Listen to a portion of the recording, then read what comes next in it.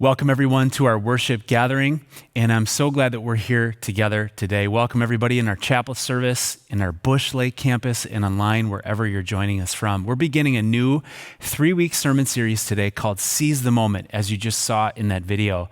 And I want to start just by sharing some things that I believe. I believe that every day is a gift from God. And I believe that every day that we are alive, that day has purpose for us from Him in it. And I believe that there are no ordinary moments in life because God has promised to be with us and He is within us. So every moment is extraordinary.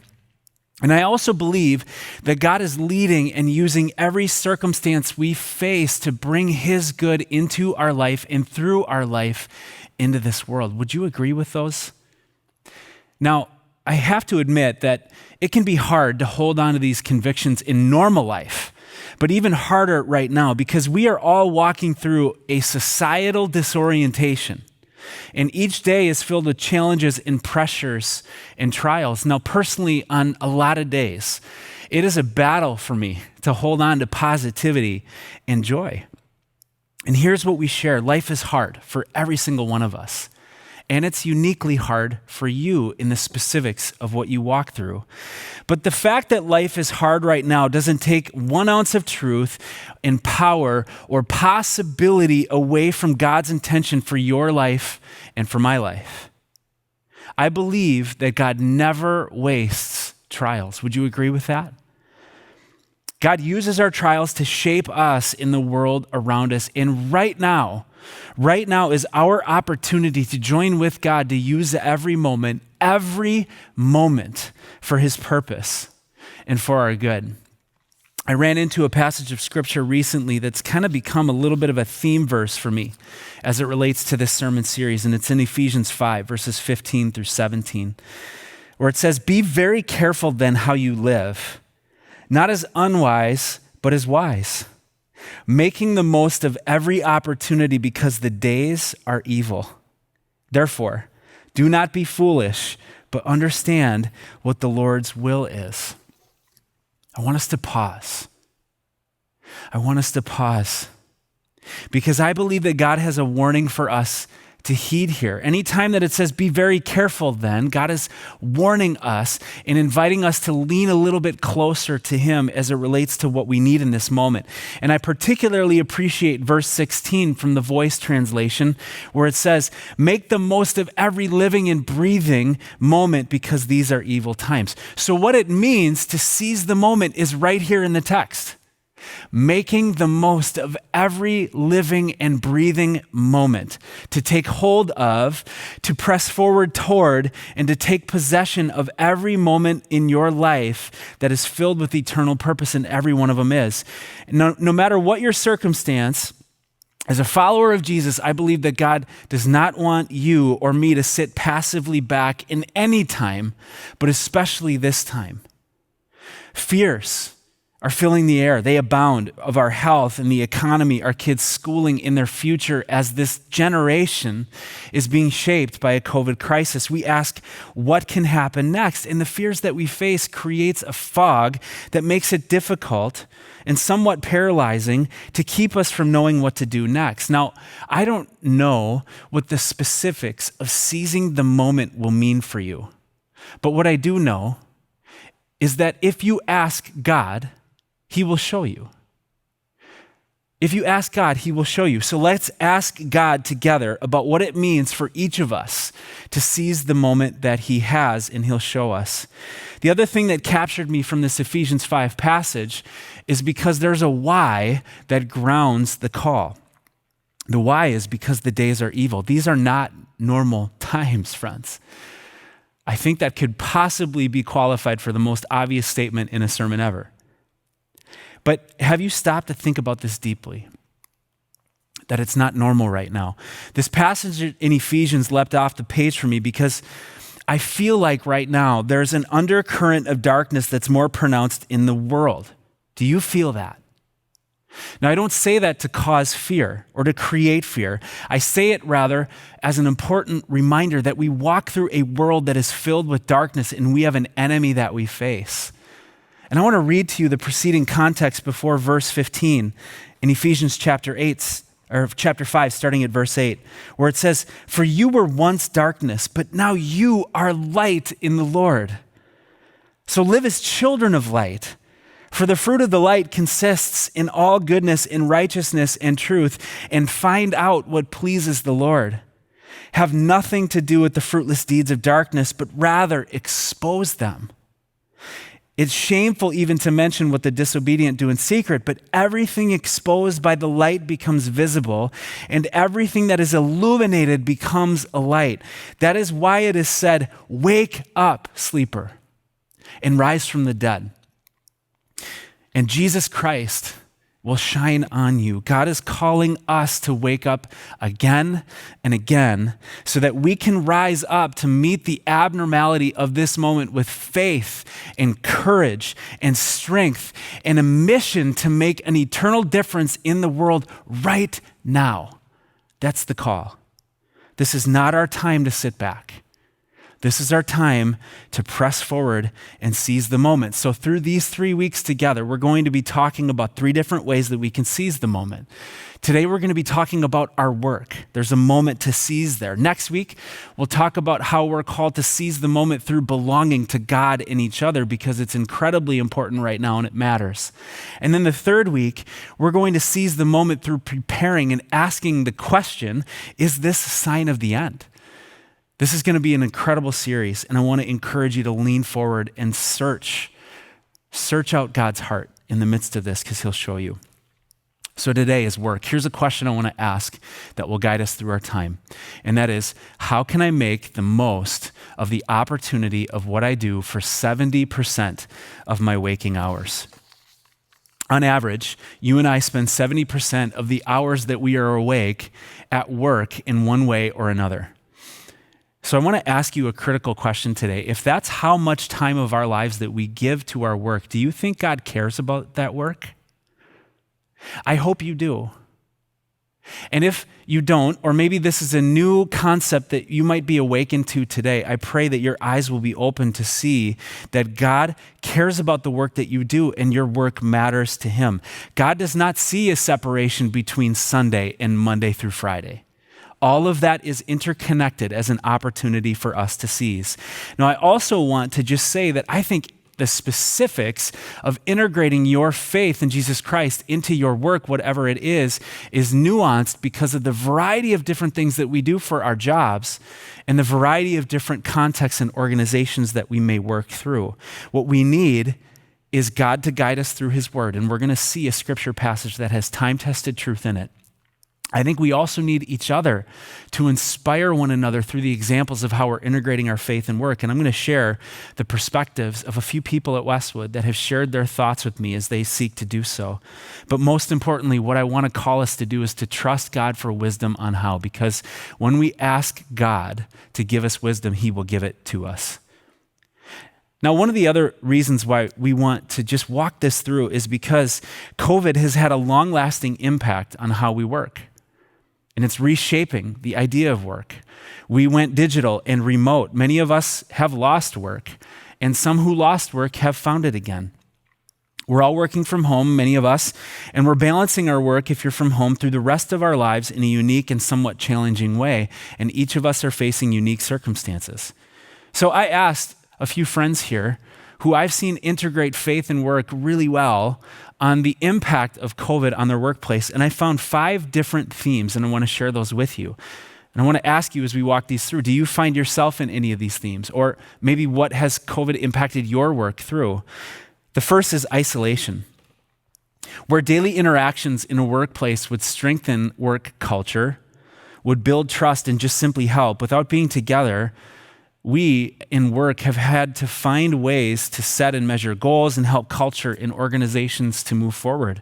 And the isolation has taken a toll. One friend of mine wrote these words: "While each day I embrace a daily discipline of gratitude that I get to go do the work that I'm assigned to do, I will also admit that there's a certain emptiness and sadness to it." The isolation has taken its toll. Another theme that I found is that we are all needing to take it kind of 1 minute at a time. A stay-at-home mom that I asked to share her perspective with me said, sometimes I'll stop what we're all doing and take just a little deep breath and say a quiet prayer for me to just get to the next minute. And as she's doing this, she's encouraging her kids to do the same. And she says, it's bringing life to us and reminding us of our need for Jesus in all things that we do.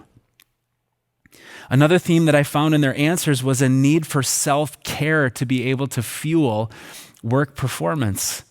That might have been prioritizing scripture or a spiritual practice, physical exercise I found, disciplines of gratitude, while taking the time to recognize that what is changing around us is impacting the way that we work. By self-care, we can fuel ourselves.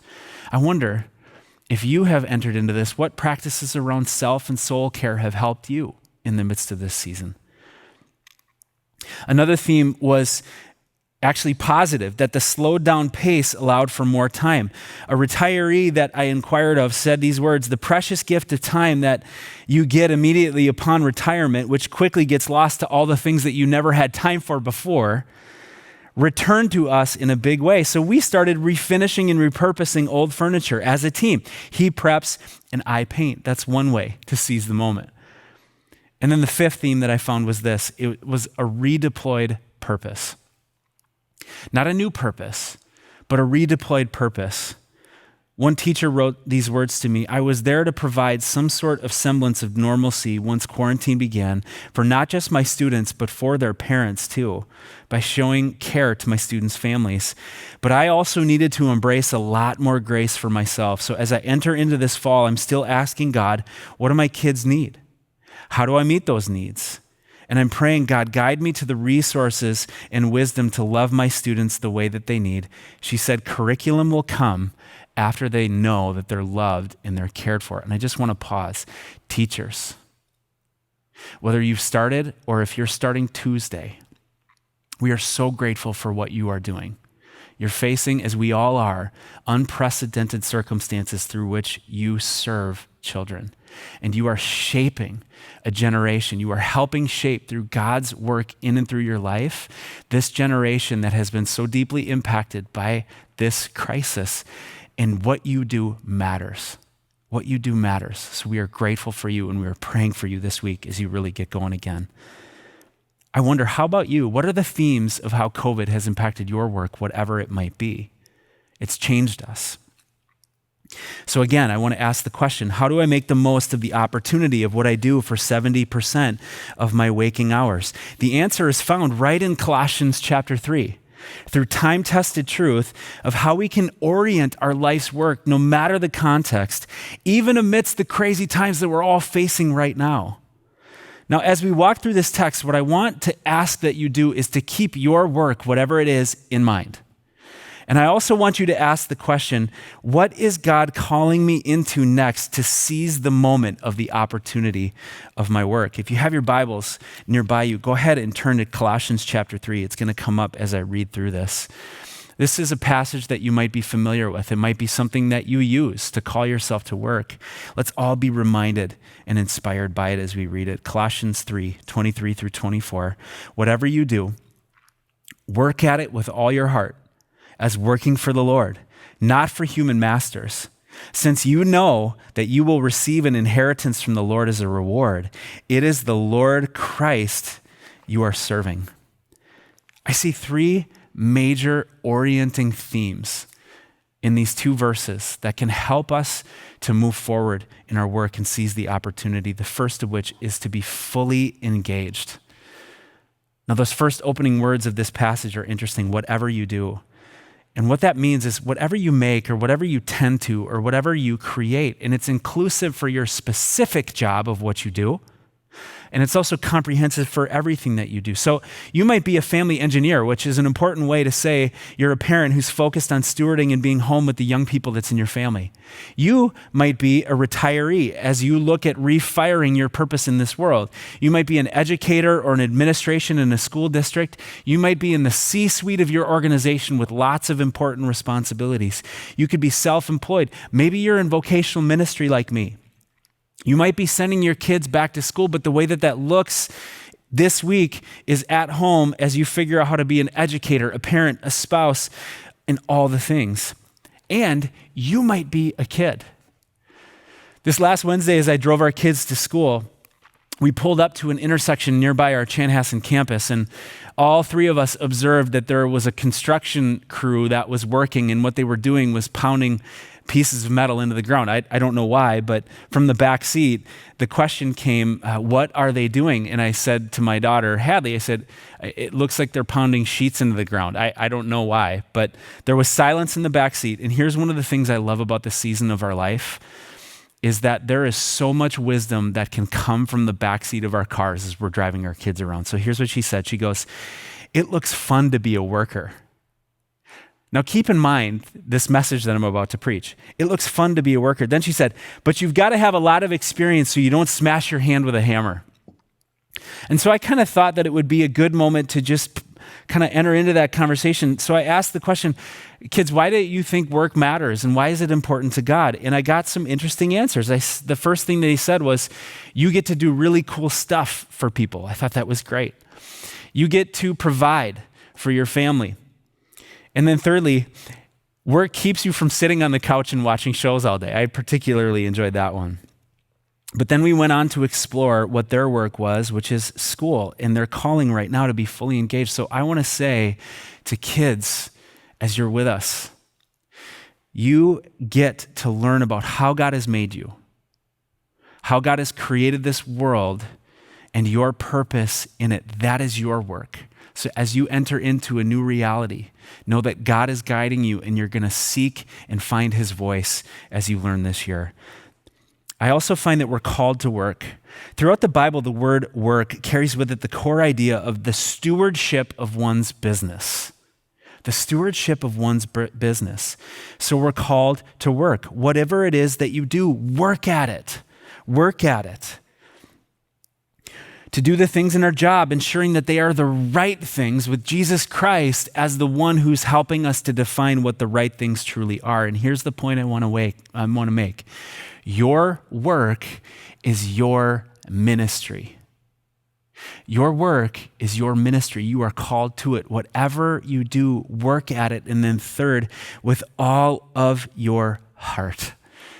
Now, the word heart here points to your soul, your inner being, your core. And in some places in the New Testament, it's interpreted as breath.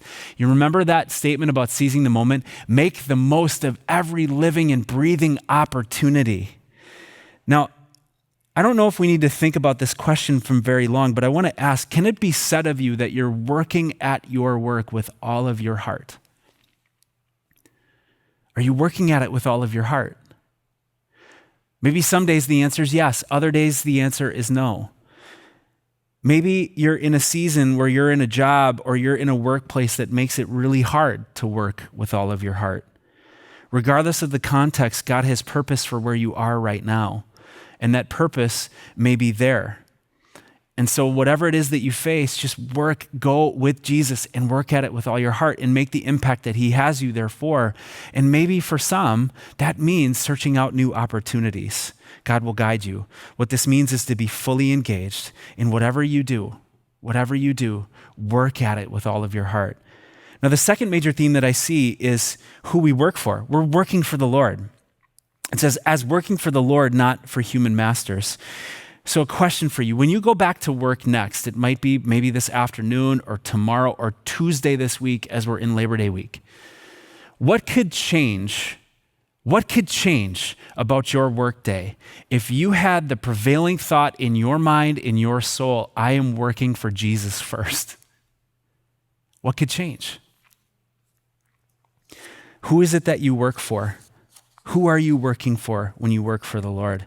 Now, if this concept is new to you, faith and work integration, that your work matters to God, whatever it is that you do, I just want to explore quickly some biblical examples of why work, whatever it is that we do, matters to God. First, the first words in Genesis, by the way, are in the beginning, God created. The first thing that God does in the Bible is works. He creates. He brings creation forth. And part of that creation was us. Do you know that the first problem in the Garden of Eden was not sin? The first problem in the Garden of Eden was God looked at it and said in Genesis 2:5, there's no one here to work the ground. And so then he created human beings in his image. And then in verse 15, he put us in the garden to work it and take care of it. So innately within purpose of humanity is to work, to take care of this earth, to move forward and to do our responsibilities with great joy. We work for a worker who created us to work. Consider Jesus himself. Now, Jesus was the son of a carpenter. Joseph was a carpenter. In that place and time, children would have apprenticed with their parents in their trade as carpenter.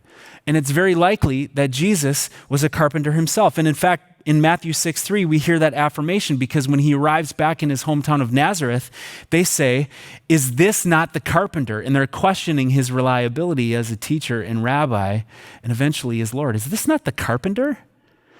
Now, I say that to say Jesus may have very likely spent more of his life in carpentry than in formal ministry. Isn't that interesting?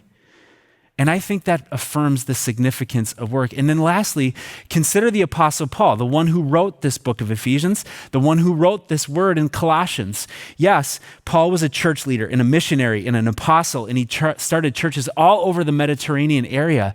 But you want to know what else he did? He made tents. He was a tent maker. He served Jesus as an apostle, but he made tents to fuel his ministry.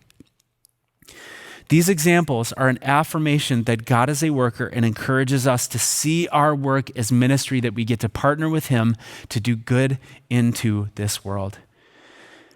I asked some friends around here a second question around their faith and work, and it's directly out of this biblical statement that we work for the Lord and not for human masters. And I just simply asked them the question, what does it mean for you to do just that? Here's some feedback I got. And I just want to ask you as I read these, that you would listen for God's voice of inspiration through our friends who are seeking to do this as well. From a teacher, she wrote, "As a teacher, I've always viewed my classroom as my mission field. I can't always be as transparent as I'd like to be, but that almost elevates how I carry myself and what my actions reflect and the culture that I cultivate in my classroom. I've always approached my classroom first in prayer. God gives me the amount of patience I need. He gives me the words to say, and he gives me the eyes to see the unmet needs in my kids and their family." From another friend here who's a vice president in his organization, he said these words, "I need to work with all my heart within my workplace as one who forgives because I am forgiven, as one who inspires as I am inspired, as one who innovates because God is making all things new, and as one who leads as God prompts and leads me daily. My employer provides a paycheck in recognition for my efforts. God's blessings are abundantly more than financial considerations and consistent with his promises." From a mom who's stewarding her family at home, she said, "For me, working for the Lord simply means being open and willing to accomplish his agenda and not my own. This is a daily goal for me as a mom, as a wife, and as a mini business owner. I want to speak truthfully and authentically in every circle that I find myself, knowing he is the one that I answer to. My own pride and agenda fight against this, but as I mentioned above, when I can keep focused on daily things that keep me close to Jesus, I feel his presence as I go through the happy, the stressful, or the mundane, parentheses, like the laundry that I'm about to go fold after I write to you." Heard from a consultant, "I think that it means having the utmost integrity for what I do and how I do it. It means being honest in my approach, kind and generous in thought, word, and deed. It means extending grace to my clients and coworkers and putting people above anything else. Working as though every conversation is an opportunity to show Jesus Christ-like character in the workplace and asking for grace and forgiveness when I get it wrong." A retiree who I know here said, "It means standing up for my faith and putting others' needs first in this season." And then a CEO who said, "We are called to glorify God with the work that we do regardless of the job at hand. Pleasing a boss or chasing societal definitions of success are so boring relative to the awesome opportunity we have each day to play our part in populating heaven." As you can see, it begins with our character seeking Jesus, serving him as our ultimate supervisor. and allowing him to use our life and his power through our life in order to bring his goodness and his kingdom into our workplaces in a variety of different ways. So who do you work for? Your supervisor changes, and likely your organization does and will too. It's not a board, it's not shareholders, it's not your boss. You work for Jesus. Can I say that again? You work for the Lord. Now, this doesn't lead us to pushing back against any reporting structures, but just simply bringing the light of Christ into everything that we do. So I want to ask you the question again. The next time you're at work, what would change if you started with the prevailing mentality that I am working for Jesus first? What can change? I believe everything could change. Everything could change.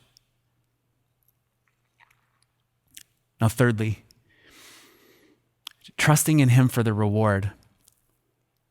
The text says, since you know that you will receive an inheritance from the Lord, your reward is from the Lord, and it's both now and it's to come.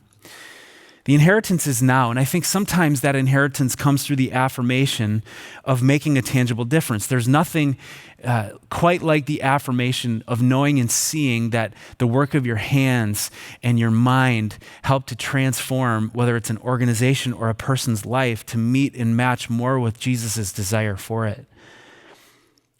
And there's an affirmation that God gives to your work now as you continue to trust in him for your character and your performance and your ultimate approval by him while you do good in and through this world.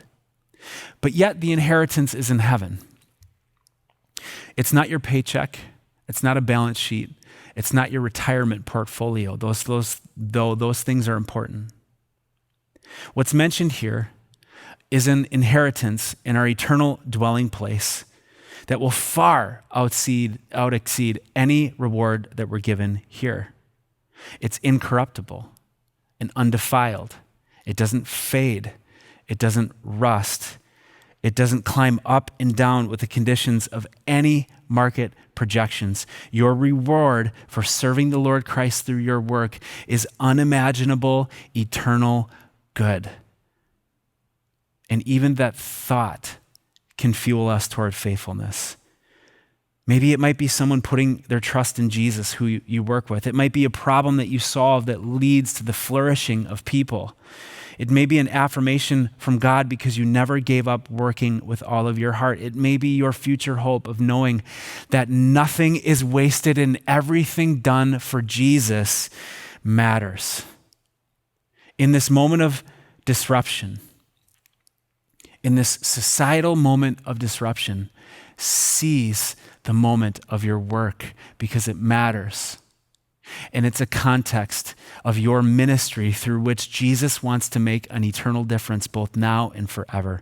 Whatever you do, work at it with all your heart as working for the Lord, not for human masters, since you know that you will receive an inheritance from the Lord. It is the Lord Christ you are serving.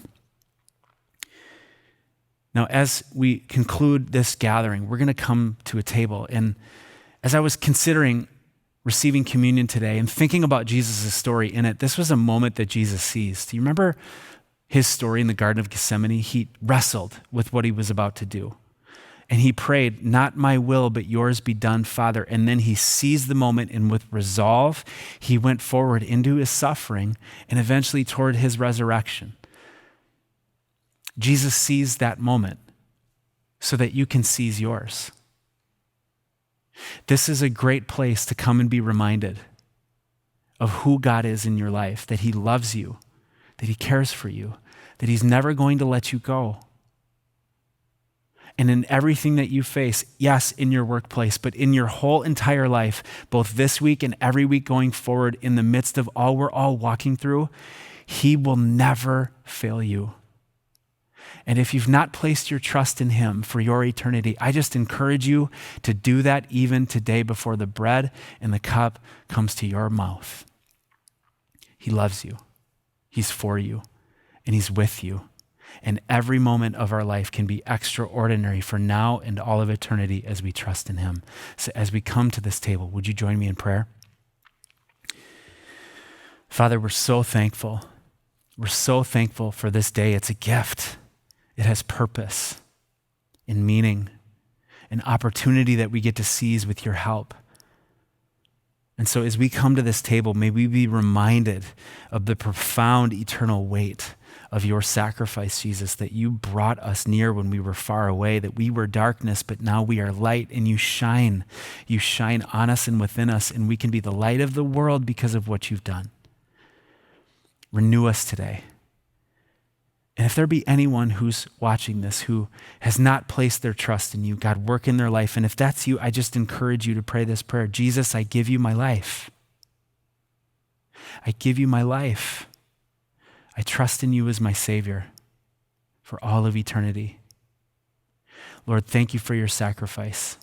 As we visit this table again, renew our heart and our spirit and our resolve to follow you in all things. In Jesus' name, amen.